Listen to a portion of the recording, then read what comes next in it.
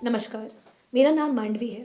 आप सभी दर्शकों को एनडीडी की पूरी टीम की ओर से नववर्ष 2024 की हार्दिक शुभकामनाएं। इस साल पर अक्सर लोग नए रेजोल्यूशन बनाते हैं। हमारा भी एक रेजोल्यूशन है कि देश दुनिया की सही और सच्ची खबरें हम आप लोगों तक पहुंचाएं। और इस काम को करने के लिए हमारी टीम बहुत मेहनत और जज्बे के साथ काम करती है। इसीलिए आपसे गुजारिश है कि आप हमारे चैनल को सब्सक्राइब ज़रूर करें और इस राउंडअप को लाइक, शेयर और इस पर कमेंट कर कर आगे लोगों तक पहुंचाएं। कुछ दिनों पहले यूएस राष्ट्रपति जो बिडेन ने अमेरिकी संसद को दरकिनार करते हुए इसराइल के साथ करीब 15 करोड़ अमेरिकी डॉलर की वेपन डील करी थी। इससे पहले 9 दिसंबर को भी बिडेन ने करीब 11 करोड़ डॉलर की वेपन डील करी। ऐसे में अमेरिकी विदेश मंत्री के प्रवक्ता ने अपने स्टेटमेंट में कहा कि इसराइल के साथ यह डील इस क्षेत्र में यूएस के हितों की रक्षा के लिए ज़रूरी है। अब तक गाज़ा पट्टी पर इसराइल ने ताबड़तोड़ हमले कर करीब 23,000 लोगों की जान ली और करीब 50,000 से अधिक लोग घायल हो चुके हैं। बताते चलें कि गाज़ा में युद्ध विराम के प्रस्ताव को अमेरिका बार बार वीटो पावर का इस्तेमाल करके खारिज करता आ रहा है। महाराष्ट्र के छत्रपति संभाजी नगर में हाथों के दस्ताने बनाने वाली फैक्ट्री में आग लगने से 6 मजदूरों की मौत हो गई है। वहीं 7 मजदूर घायल हो गए। आग उस समय लगी जब सभी मजदूर काम करने के बाद फैक्ट्री में सो रहे थे। यह घटना एक बार फिर फैक्ट्रियों में मजदूरों की सुरक्षा को लेकर सवाल खड़े करती है। प्रशासन की नाक के नीचे खुलेआम ऐसी फैक्ट्रियां चल रही हैं जहां मजदूर काम भी करते हैं और रहते भी हैं। इस तरह की फैक्ट्रियों में हादसों से बचने के लिए इंतजाम हमेशा नाकाफी रहता है।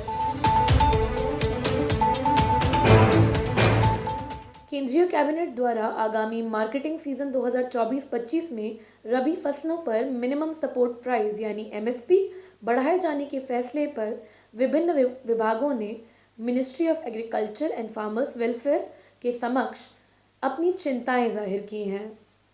यह खुलासा इंडियन एक्सप्रेस की एक आरटीआई में हुआ है। चिंता जाहिर की गई है कि किसानों द्वारा खेती हेतु फसलों का चुनाव एमएसपी के निर्धारण से प्रभावित होता है, जिसके कारण कुछ फसलों जैसे गेहूं की बुनाई अधिक होती है। अन्य फसलें जैसे तिलहन पर एमएसपी कम होने के चलते इसकी खेती अक्सर कम पड़ती है। अंततः इसकी पूर्ति के लिए आयात पर निर्भर होना पड़ता है। डब्ल्यूएफआई के चुनावी नतीजे रद्द होने के बाद जूनियर पहलवानों ने जंतर मंतर पर अपना प्रदर्शन किया। जूनियर पहलवानों का कहना है कि पिछले 1 साल से नेशनल टूर्नामेंट न होने के कारण उनका भविष्य अंधेरे में है। जहां एक ओर प्रदर्शनकारी महिला पहलवान न्याय न मिलने से परेशान है, वहीं दूसरी ओर जूनियर पहलवान इस मामले के कारण टूर्नामेंट न होने से परेशान है। ऐसे में खेल मंत्रालय के इस मामले पर ढिलाई पहलवानों के भविष्य और खेल में महिलाओं की सुरक्षा दोनों को अंधेरे की ओर धकेल रही है। आईआईटी बीएचयू में 1 नवंबर की गैंगरेप के मामले में पुलिस ने 2 महीने बाद 3 आरोपियों को गिरफ्तार किया है। तीनों आरोपियों का रूलिंग पार्टी बीजेपी से घनिष्ठ संबंध बताया जा रहा है। यह आरोपी इससे पहले इस तरह की कई हरकतों में शामिल रहे हैं। इनमें से एक आरोपी बीजेपी की आईटी सेल का मुख्य कार्यकर्ता बताया जा रहा है।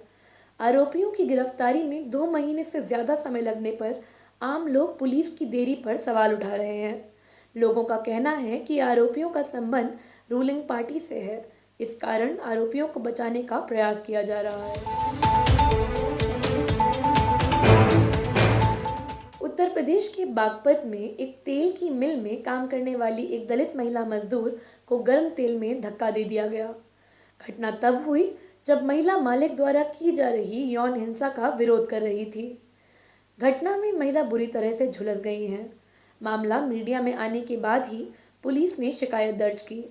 राष्ट्रीय महिला आयोग के आंकड़े बताते हैं कि महिलाओं के खिलाफ अपराध के सबसे अधिक मामले उत्तर प्रदेश से सामने आते रहे हैं। छत्तीसगढ़ के हंसदेव के जंगलों को बड़े पैमाने पर काटा जा रहा है। यह जंगल लगभग 1,70,000 हेक्टेयर में फैला हुआ है। स्थानीय आदिवासियों के विरोध को देखते हुए प्रशासन ने बड़ी संख्या में पुलिस और सुरक्षा बल तैनात किए हुए हैं।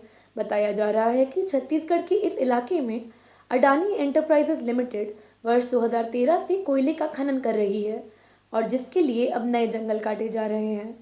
दिल्ली में हुई प्रेस कॉन्फ्रेंस में हंसदेव अरण्य बचाओ संघर्ष समिति तथा छत्तीसगढ़ बचाओ आंदोलन के कार्यकर्ताओं ने बताया कि पिछले कुछ दिनों में 50,000 से ज्यादा पेड़ काटे जा चुके हैं और खनन परियोजना के अनुसार यहाँ लगभग 9 लाख पेड़ काटे जाएंगे। जंगलों की कटाई की इतने बड़े पैमाने पर अनुमति देना आदिवासियों के अस्तित्व और जीविका के लिए खतरा पैदा करने वाला है। यही वजह है कि आदिवासी लोग जंगल, जमीन और जीविका को बचाने के लिए अपना विरोध तेज कर रहे हैं। बताते चले कि बीते 2 जनवरी को कोरबा के लोगों ने जंगलों की कटाई के विरोध में मानव श्रृंखला बनाकर अपना विरोध दर्ज किया है और राष्ट्रपति के नाम पर अपनी मांगों का एक ज्ञापन सौंपा। नए साल की शुरुआत जापान के लोगों के लिए दुख भरी रही। 1 जनवरी को आए भूकंप से जापान में भारी तबाही हुई। भूकंप की तीव्रता 7.6 रिक्टर स्केल पर मापी गई है। भूकंप से सैकड़ों लोग घायल हुए हैं और मरने वालों की संख्या बढ़कर 70 से अधिक हो गई है। खराब मौसम के चलते बचाव कार्य में हो रही दिक्कतों को देखते हुए यह संख्या और बढ़ने की आशंका जताई जा रही है।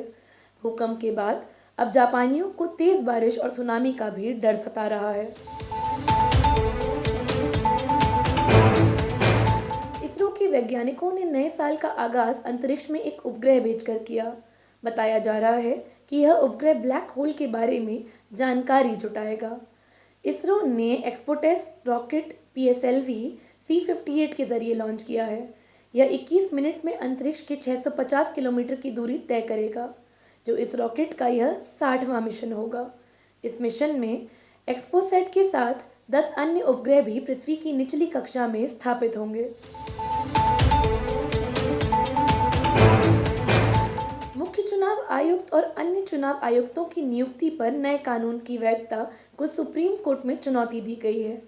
चुनाव आयुक्तों की नियुक्ति को लेकर नया कानून दिसंबर 2023 में लागू हुआ था, जिसमें सुप्रीम कोर्ट के मुख्य न्यायाधीश को चुनाव आयुक्तों का चयन करने वाली समिति से हटाकर एक केंद्रीय मंत्री को रखा गया। याचिकाकर्ता का कहना है कि चुनाव आयुक्त के चयन की प्रक्रिया में सुप्रीम कोर्ट के मुख्य न्यायाधीश को शामिल किया जाना चाहिए ताकि स्वतंत्र और निष्पक्ष चुनाव संभव हो।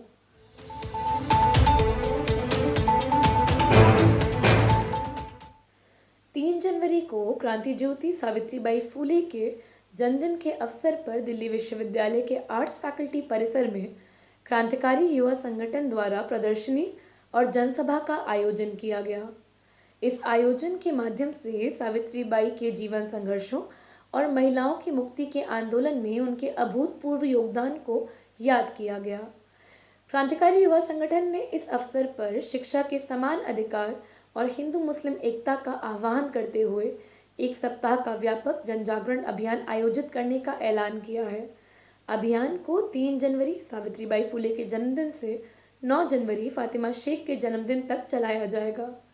इस अभियान के तहत सांप्रदायिक सौहार्द के प्रतीक सावित्रीबाई और फातिमा शेख की दोस्ती को याद किया जाएगा। इस वीकली राउंडअप में हमारे साथ बने रहने के लिए आपका शुक्रिया। मिलते हैं अगले सप्ताह जन पक्षधर खबरों का एक ब्यौरा लेकर, आज ही के दिन इसी समय।